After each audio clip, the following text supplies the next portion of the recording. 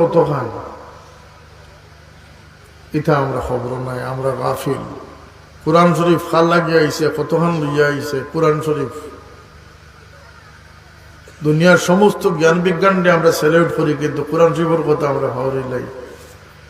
দুনিয়ার যত কিছু জ্ঞান বিজ্ঞানের উৎস সমস্ত কিছু আল্লাহ তার কালাম কোরআন শরীফের মাঝে আল্লাহ রাখে। এখানে পৃথিবীর সাধারণ ইতিহাস চর্চা করে দেখো, কোরআন শরীফ নাজিল আগে এই পৃথিবীর কোন জ্ঞান বিজ্ঞান আছে না।